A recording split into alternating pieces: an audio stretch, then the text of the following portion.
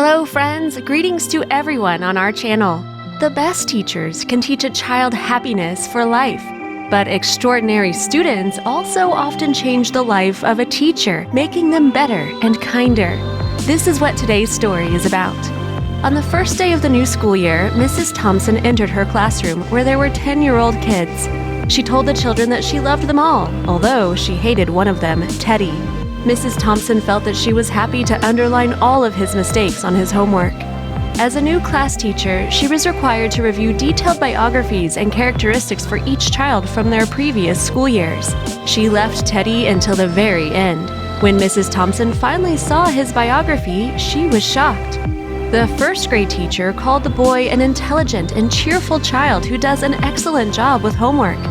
In the second grade class, the characteristics have changed slightly.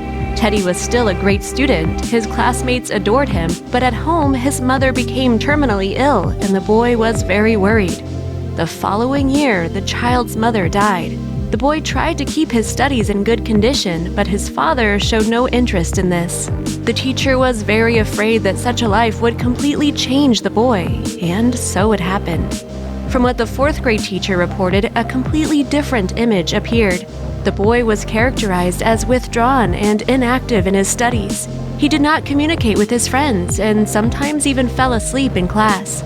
The young teacher put her head in her hands. She understood everything about this boy and she felt ashamed as never before in her life. She decided to completely change her attitude towards the student. And after a while, something happened that left a mark on her life forever. For Christmas, Mrs. Thompson's table was full of children's gifts. They were wrapped in brightly colored paper with beautiful ribbons.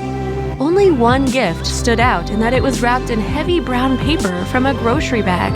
When the classmates realized that Teddy had given the teacher this gray package, they started laughing. They were even more amused by an old bracelet which lacked several stones and the unsealed bottle of perfume. The children's laughter stopped when she put on the bracelet and said out loud, "What a beauty!" After that, she put the perfume on her wrist and brought it to her nose and appreciated the smell as if it was divine.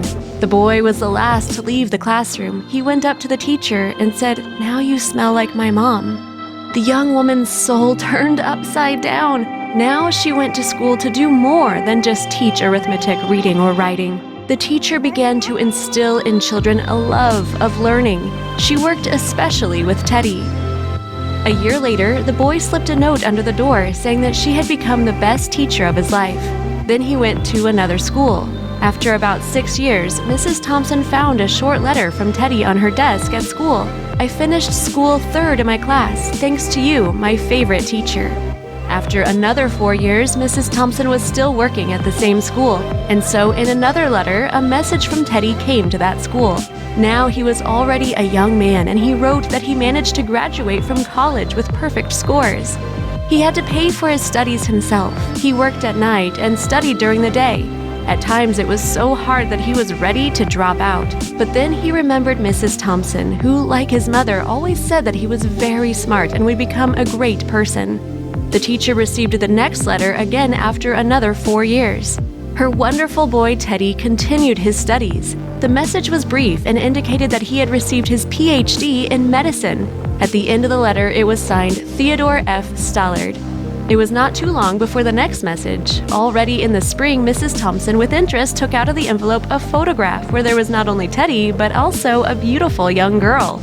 On the back, it was written, "This is me and my fiancé." Stollard was about to get married. Would you agree, my dear teacher, to take the place at my wedding which is due to the groom's mother? It was so exciting for Mrs. Thompson to read this. Of course, she agreed to attend the wedding of her beloved student. Dr. Stollard was happy to see his mother's bracelet on his teacher's arm, and when she came to congratulate them, he smelled the perfume he had presented to her years ago. After the ceremony, Teddy thanked Mrs. Thompson for completely changing his life. She replied that it was he who changed her life.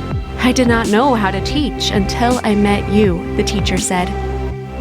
Great story, isn't it? It appeared thanks to Elizabeth Ballard, who published it back in 1974 in Home Life magazine as her own work of art.